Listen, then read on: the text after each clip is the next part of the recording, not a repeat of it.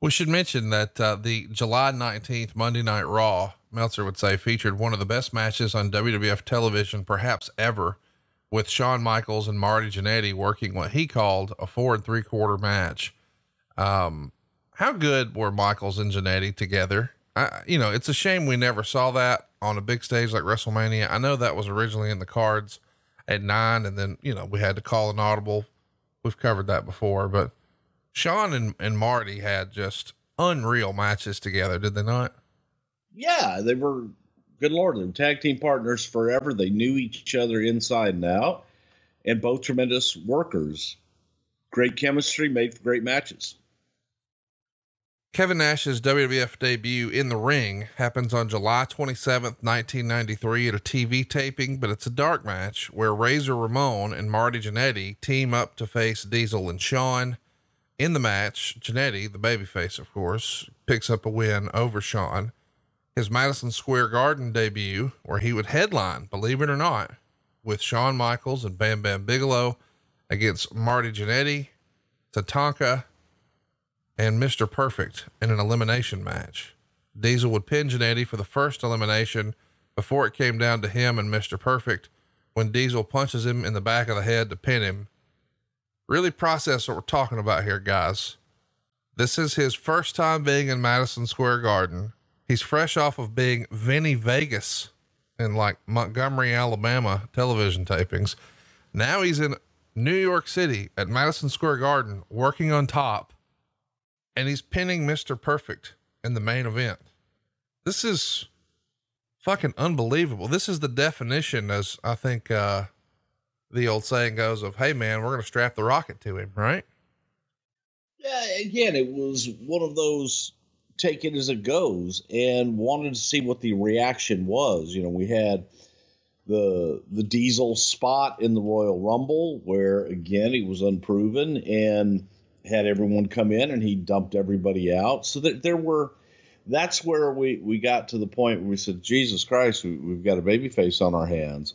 But putting him out there, you've got to see what you have.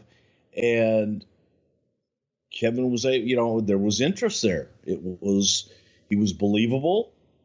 People looked at him and said, holy shit, this guy's something special. And he was something special. King of the Ring 93, we would see Shawn retain the IC, pinning Crush in 11 minutes and 14 seconds. That's not important. What is important is this piece of the write-up from the Observer. They gave Kevin Nash the name Diesel in a pre-match interview. Diesel distracted Crush, allowing Shawn to post him several times, but Crush kicked out of the pin. Either way, the idea is we've now got a name. Let's talk about that. How do we decide on Diesel? Whose idea is this? What is the character? I mean, how was it described to him originally? Well, the character is just a big badass bodyguard. Shane McMahon is actually the one that came up with the name Diesel, because Diesel, I guess, was slang for the young hip kids at the time, for somebody who was jacked up, tough guy, jacked guy. Hey man, they're Diesel. Yeah. The Diesel was born in the South. It was Cock Diesel, but the NBA had a new player named Shaquille O'Neal who was setting the world on fire in 92. And, he referred to himself as Shaq Diesel. So there you go. I had no idea that was Shane McMahon, and it was just from, popular culture, especially when it has a literal, sound effect at the beginning of his theme song. The younger person in me, not thinking about the pop culture thing, here's the presentation that I guess maybe Vince or Jim Johnston took very literally with the sound effect of the big truck. And you think, wait a minute, does this mean this giant is a truck driver, or he's as big as a truck? What is this? He is a truck. There you go. He is a big goddamn diesel engine that's going to come at you and fucking knock you down. So it was a little bit of both. It was one of their double entendres. Let's talk about Shawn's or Diesel's rather pay-per-view wrestling debut. It happens at Survivor Series. It's Marty Jannetty, 1, 2, 3 Kid, Razor Ramon, and Randy Savage on one side IRS, Rick Martel, Adam Bomb, and Diesel on the other. Boy, which one of these is not like the other, huh? 2 3/4 stars here. It's, interesting. Savage is the one to pin Diesel to win the first fall with an elbow drop off the top in 10 minutes and 20 seconds. It's a big deal for Diesel to be on pay-per-view. And it's a big deal to be working with, you know, a superstar, a bona fide legend like Macho Man Randy Savage.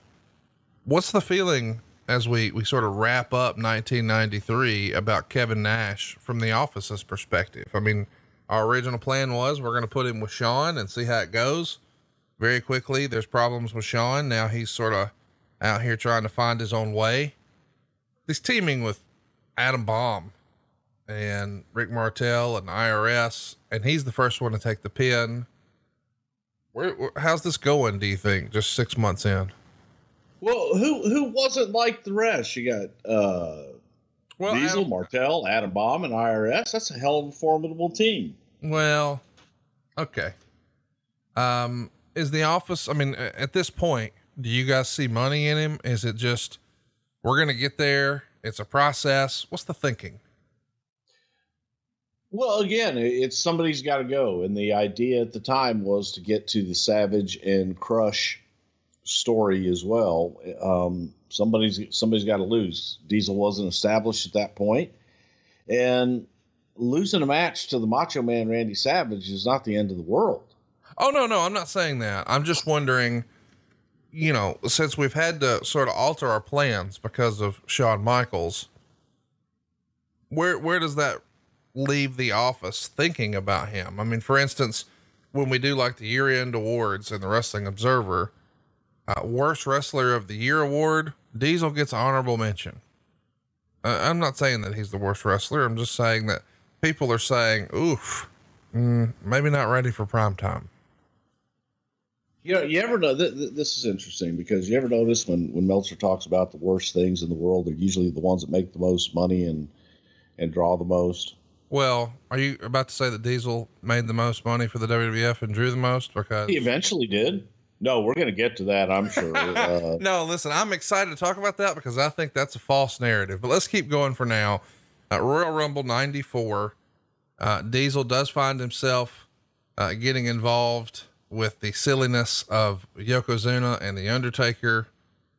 The Undertaker went to heaven. We've talked about that before. He ascended. Alrighty. Okay. We've also got Bret Hart and Lex Luger tying to win the Royal Rumble. Kevin Nash was involved in this. He's going to dump out Bart Gunn at 8 minutes and 55 seconds, Scott Steiner at 9 minutes and 4 seconds, Owen Hart at 9 minutes and 9 seconds, Quang at 9 minutes and 23 seconds. And that empties out the ring. What's that? Quang? Yeah, okay. Next in and out is Bob Backlund, and Meltzer would write, dumping Backlund firmly established Diesel as a babyface. Next in and out was Billy Gunn. I mean, it is for a little while in this Rumble, the Diesel show. I mean, he's even going to eliminate Bigelow, Crush, and Michaels. And that plants the seeds for Michaels Diesel breakup, since Michaels didn't help Diesel when he was in trouble and helped to try to dump him out. Let me back that up.